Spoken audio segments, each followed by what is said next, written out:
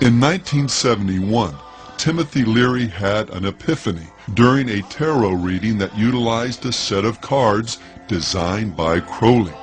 His revelation? That he was Crowley reborn and was to complete the work Crowley began, preparing humanity for cosmic consciousness. Leary acknowledged this powerful connection with the great beast in a letter to Wilson, observing that the coincidences, synchronicities between my life and his are embarrassing. From this connection flowed frequent references to Crowley, his philosophy, and their common destinies in Leary's writings and speech. Well, I've been an admirer of Aleister Crowley. I think that I'm carrying on much of the work that he started over 100 years ago, and I think the 60s themselves.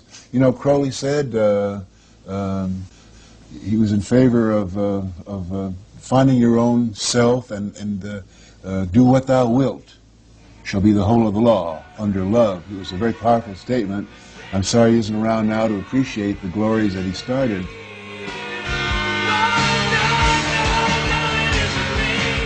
The phrase, "do what thou wilt," was taken from the Book of the Law, Crowley's most renowned work and one whose composition is worth understanding in the context of our study.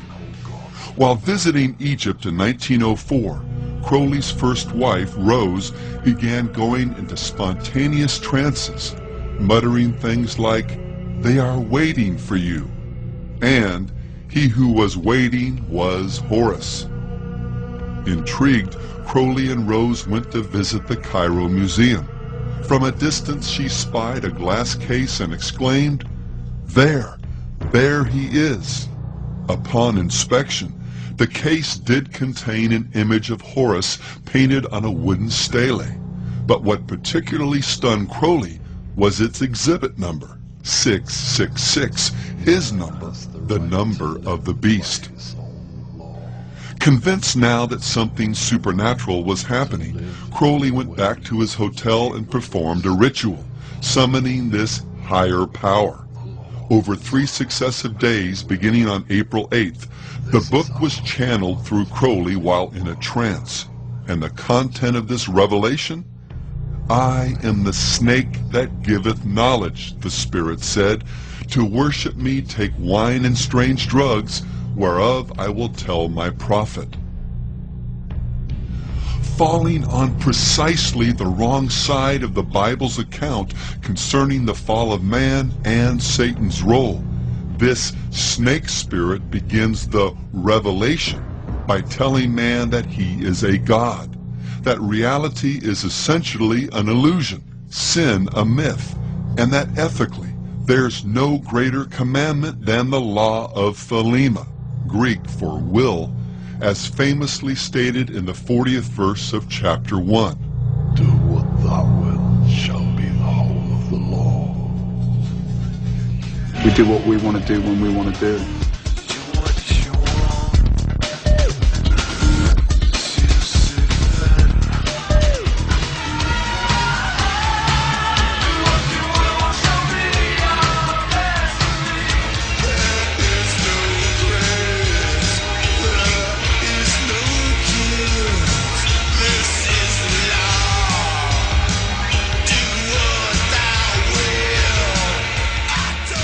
Well, today that same law has been written, spoken, or sung about by more contemporary artists than even Robert Anton Wilson would have imagined. John Lennon, Jim Morrison, the Black Crowes' Chris Robinson, and Marilyn Manson have all trotted it out in one form or another as words to live by. Harry Smith inserted it into the original handbook that came with his renowned Anthology of American Folk Music. It shows up in songs by Mudvayne,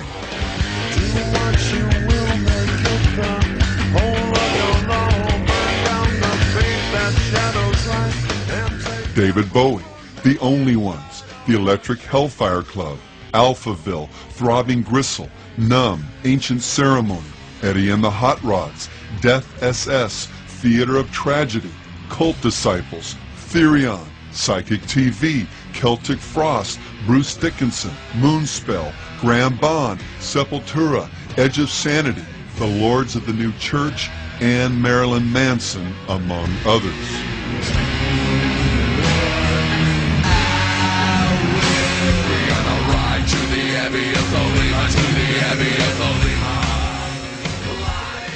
The band 311 not only uses Crowley's Law as a lyric, the bass player had it tattooed on his leg, as well as Crowley's Tree of Life design on his back. Punk band Unwritten Law had Crowley's Law written on their concert t-shirts.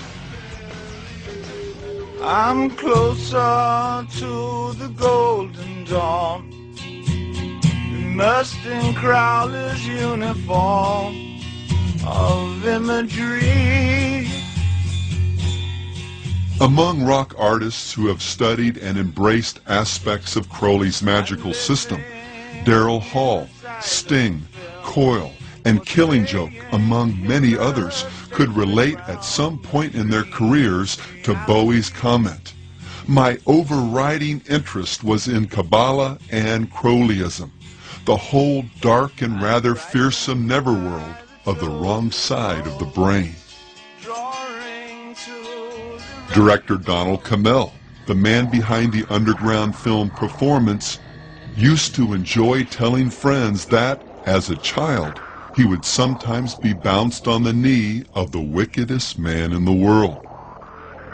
Significantly, the film starred the Stones' Mick Jagger and Anita Pallenberg, herself a devoted occultist, and explored nihilism and insanity through the metaphor of rock and roll. The only performance that makes it, that really makes it, that makes it all the way, is the one that achieved madness, right?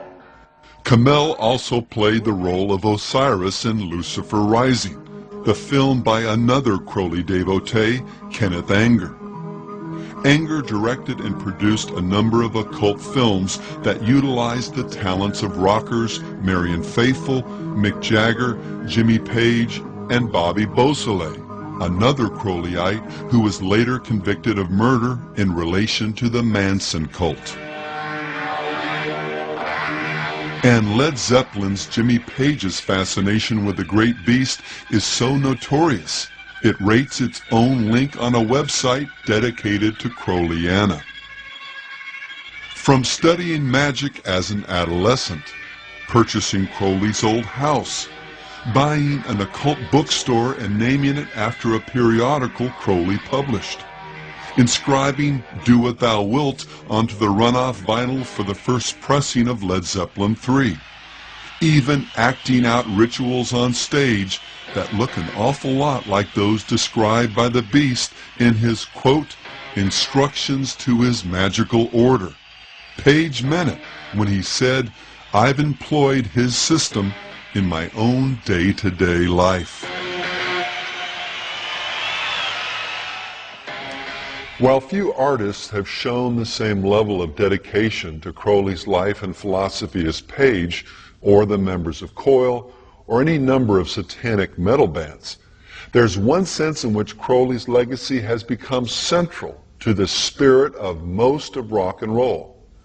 We'll discuss this in more detail in Part 8 of this series, but for now understand that his primary message was simply, find your true will and then do it.